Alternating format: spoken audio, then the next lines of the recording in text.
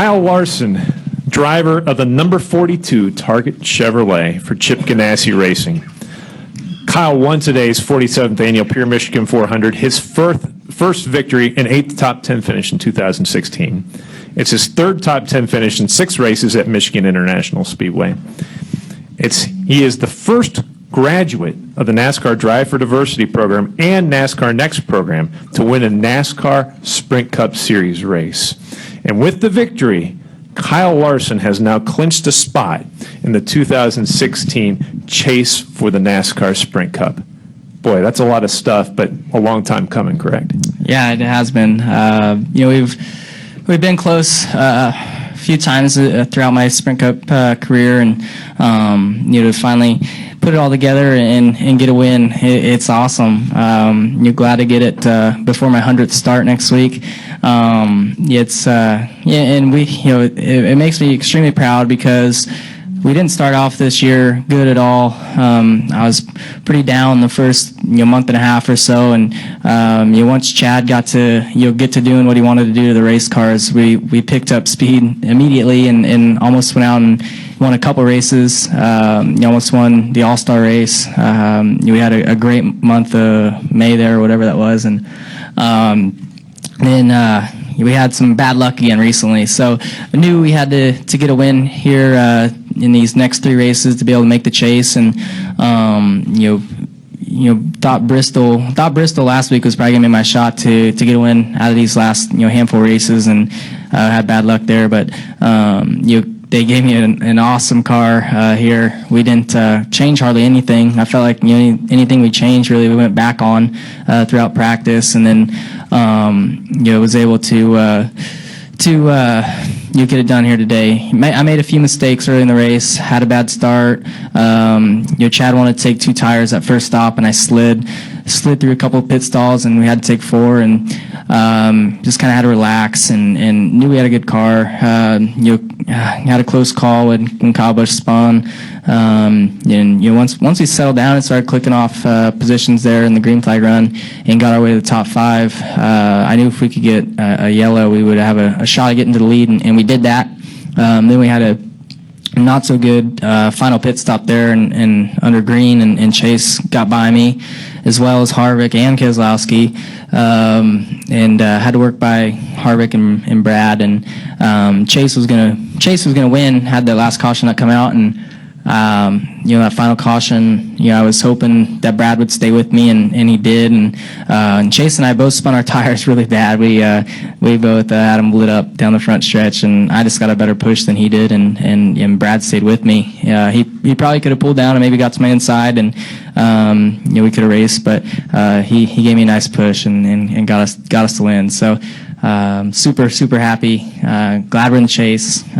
We got some awesome racetracks in the chase, so we'll have a good shot at getting to the final 2 rounds for sure, if not the final round at Homestead. We're also joined by crew chief Chad Johnston. And Chad, Kyle described that final restart. How nervous were you on that final restart there? I wasn't too nervous. I thought that was our only chance to win was when the caution came out, and I knew that, on the previous restart, he'd done a good job, and we talked about it before the restart that the race was going to be won on that final restart through 1 and 2, and he did everything he needed to do. Like he said, both cars spun the tires, but he gathered it up and maintained his composure, and ran the best 8 laps of the race. And finally finished one off. So it feels good to finish one off. Like you said, we've been fast a lot of times this year, and things haven't went our way. So it was nice to finally get one to go our way. Outstanding. We're going to open it up to questions. If you have a question, please raise your hand. We'll get a wireless microphone to you. We'll start up front with Jeff. Jeff Gluck from USA Today. Kyle, I think you said that you had tears in your eyes the last few laps. Could you see okay, first of all? And second of all, Is that an Asian joke? Oh man, we're in trouble here.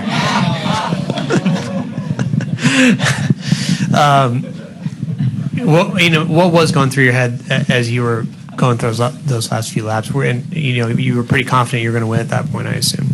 Yeah, well, I don't know what it was, like 8 laps ago or so. I got to the lead, and it was happy that Brad was behind me because I knew we were a lot better than Brad, and we were pulling away, and then I saw Chase get by him, and after about a lap of him not closing on me, I kind of knew that I was going to win the race. Had another caution come out, so I was pretty calm for a couple laps. Then started shaking, legs went a little numb there for a couple laps, and then then the last I think it was like 2 to go, I was starting to get choked up, and because we worked really hard to get a win and just haven't done it, and finally all the hard work by everybody, hundreds of people at our race shop, people who've got me to the Cup Series. It was all paying off, so it was pretty awesome, and I couldn't quite catch my breath there after I got in the car because I spent 2 minutes screaming because I was so pumped up. So it was pretty special, and I'll remember it for forever. Go next to Bob. Bob Hawkers, ESPN. Kyle, everybody's been talking about all the chances that you've had before. Have you ever gone back to even California a couple years ago and think, man, maybe I should have roughed up Kyle, or even a few weeks ago, man, I should have roughed up Ken Sith? I mean, have you replayed those races in your mind over and over, or bygones? Well, Fontana, there was nothing I could have done to get by Kyle that one, but there's been a couple where I could have done things differently to get the win, or cautions. If they wouldn't have fallen at certain times, I would have won. With Matt, I could have done something to get by him, but that's just not how I wanted to race him. And like I've said for a few months, you guys keep asking, what if you'd have moved him? But now I won, so we don't have to talk about that anymore. Go next to Kenny Bruce, and then up front to Lee. Kenny Bruce with NASCAR.com. Kyle, you've obviously won races in a bunch of other series before. How does this feel different? This feels different because it's taken me a lot longer than it took me in any of the other stuff to get a win. Took me a couple of months to win my first sprint car race when I was 4 days after my 15th birthday, and then took me a few months to win when I got into USAC. I guess it took me a few years to win an outlaw race, but I'd still been winning sprint car races. But this, after the way my rookie season started, coming close a few times and not getting it done, you can kind of visualize the win that early in your career. You're like, oh, it's going to happen, and just never happened. So this one's different just because of how long we had to wait and how much harder I've had to work for it. Like I said, it's special because all the hard work's paid off. Okay, we'll go next to Lee, and then over to George. Lee Spencer, Motorsport.com. Chip said that he thinks that if you do get in the chase, and I heard you earlier, you said that you really think there's a lot of great tracks coming up for you. He said he wants to see you in shootout situations because he thinks that would be good for you as well. What tracks are you looking at that you can really persevere at, and is there any place you think you might struggle? There's probably half the tracks are some of my best race tracks. Starting out at Chicago, that's a great one for me. Loudon, we've struggled a little bit. Dover, that's a good one. We almost won there earlier in the year.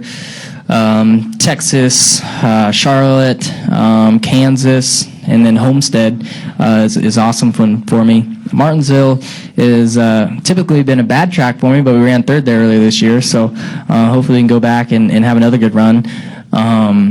There's a lot of good tracks. My rookie year, I didn't make the chase, obviously, but you doing the math, I had made like the third or fourth most points in the chase. Had I been in the chase, I think I would have finished like sixth in points or something. So there's a lot of good tracks for me. Talladega is a wild card, so we could have a good run there or a bad run, whatever. But we've been pretty decent on super speedways this year. We've gotten our cars better on that stuff, so I feel like we definitely have a shot to make it to the final 8. And then if we make it to Homestead, I'd be super excited because we can rail the top there pretty good. Head to your left of George. Kyle, George Poley, Macomb Daily. Obviously, Brian's accident and death touched touched you very deeply, your tribute and everything to him. But just what has it been like for you in the car since that happened? Was it difficult to get in and race, or just what has it felt like inside the car since he's been gone? Well, Watkins Glen, knowing that morning that it wasn't, we didn't get any good news. That was really tough. Getting in the car there, but Brian was going to race 200 times this year, so he would want us to race, and this is our job, and we love doing it. He loved doing it, so it's not hard to get in a race car, and especially we're extremely sad and still are sad, but after hanging out with the Clausen family and his fiancee Lauren at Knoxville, seeing how well they were, or how strong they were being, really helped all of us, all their close friends and stuff. So you hate it. You hate to see anybody go in racing, but especially somebody like Brian, who's touched so many people and done a lot for a lot of people, charities and stuff like that. So it's good to be able to park it in Victory Lane, like he would have said, and he wasn't much. He didn't like people doing burnouts and stuff like that, but because he wanted you to act like you've been to Victory Lane before, but I hadn't been to Victory Lane before, so I was going to do some burnouts. We're going to throw it upstairs for a couple questions, and we'll come back down here. Kyle, this race in Michigan has really kind of evolved into an ebb and flow race a little bit.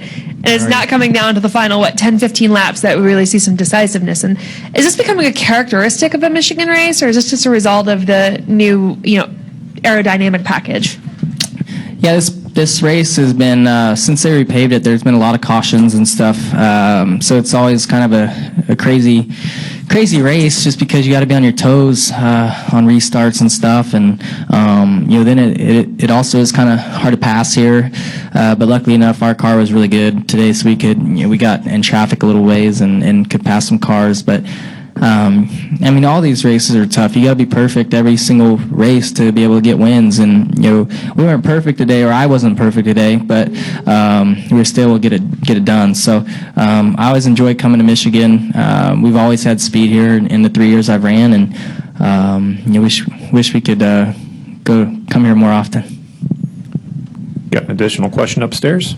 Chris Knight, CatchFence.com. Kyle, in 2014, in the first 5 races of the chase, you had a finish no worse than 6. Do you guys feel like that the team right now is capable of duplicating that again? I think we're actually better than where we were then. We've been working really hard, and this is about the time of the year where we get better normally. And you want to sit there, Owen? You want to sit there? But that was a hell of a run, though, that by rookie year to start the chase. I think I had back-to-back seconds and thirds and stuff like that. So we need to have runs like that. But those first couple rounds, you just got to be consistent, not have any bad luck, and not lose any points. So I'm sure it'll be stressful when we get to the chase, and you race a little bit differently. When you're in the chase, I think, than when you're, somebody that's out of it and has nothing to lose. So, I don't know, but we're gonna try our best to get a couple wins and advance into the rounds. We got one more question upstairs. Question for.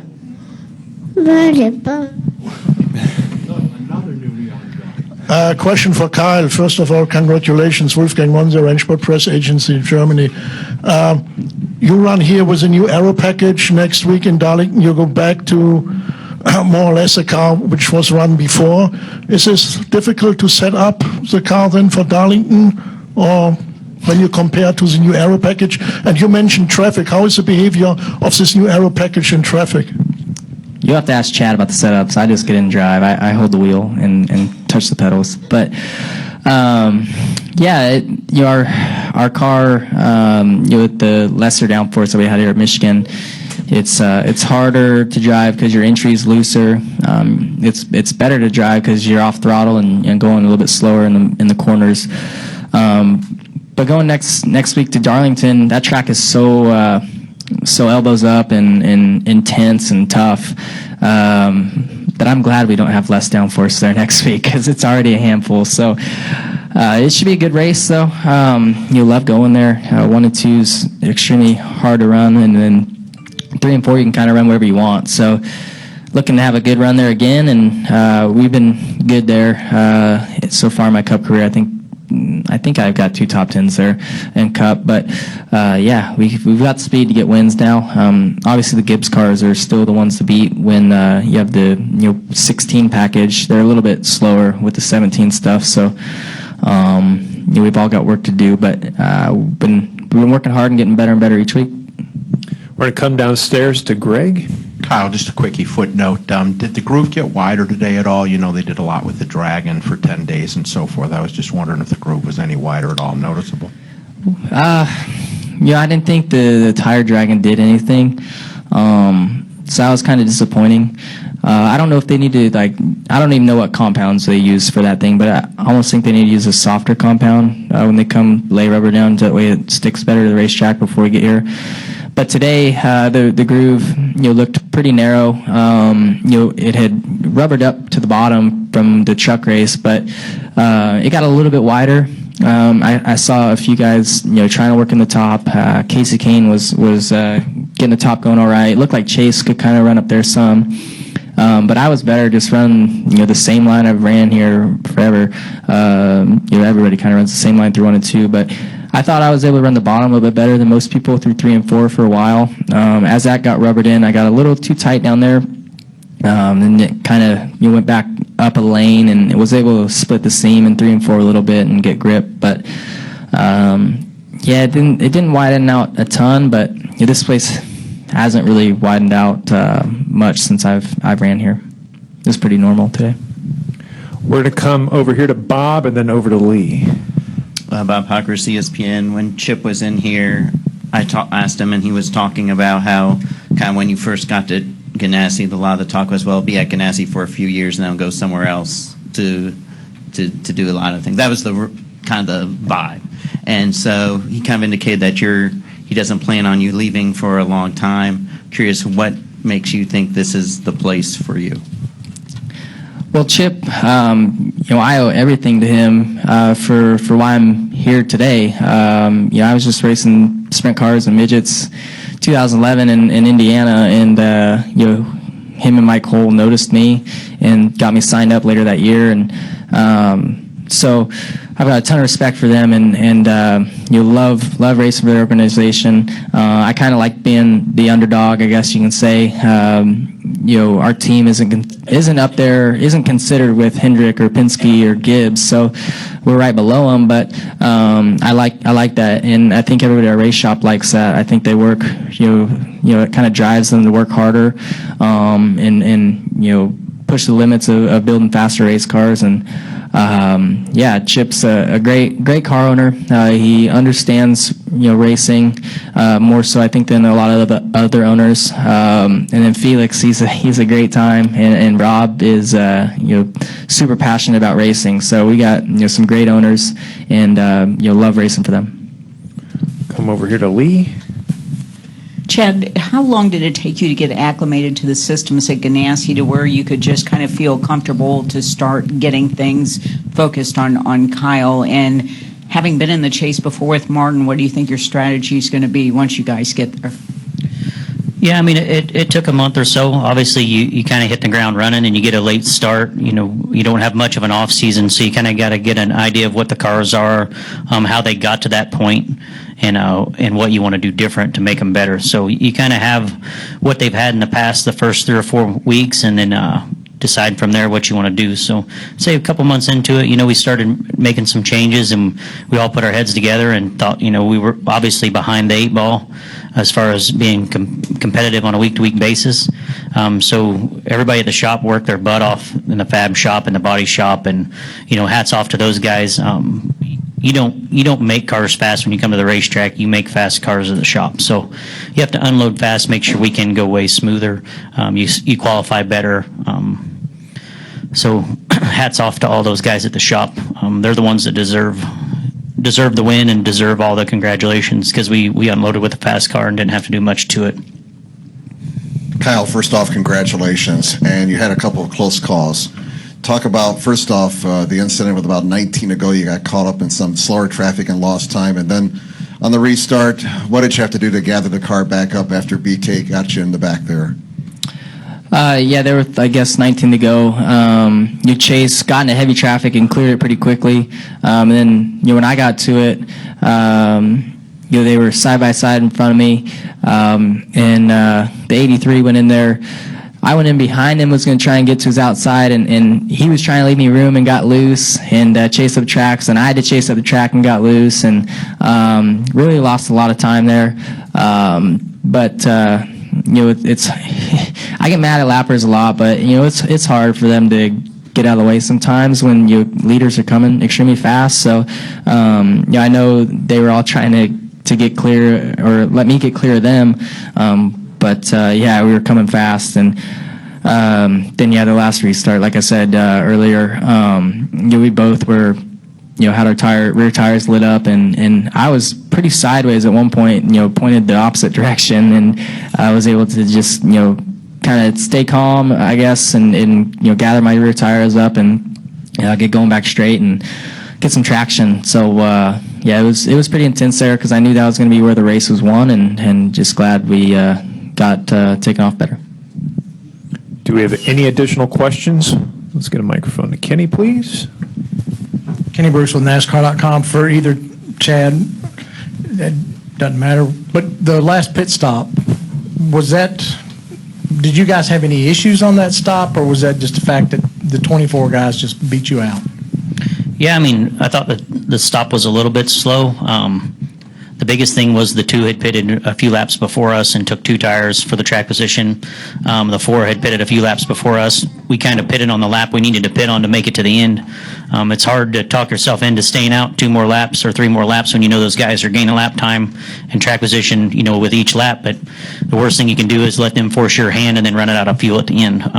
So we stood our ground and we pitted when we needed to pit, and just lost a lot of ground to chase through lap traffic and race on the 2 and the 4. So we needed that caution, obviously, at the end to compete for the win. We did a good job of running them back down until we caught that group of 3 cars, I think the 6 and the 83, and then another car, and then lost everything that we had gained and then some. So, we needed that last restart, and, Kyle did everything he needed to do to have the lead off of 2, and we knew that whoever had the lead off of 2 was probably going to win the race. Say something? What's the cat say? What's the cat say? What's the race car say? What's the race car say? What's the race car say? Come on. All done? I think he said all done. Outstanding. Well, gentlemen, congratulations. Owen, congratulations to you, buddy. Take care. Number 1. We'll see you next week at the Southern 500.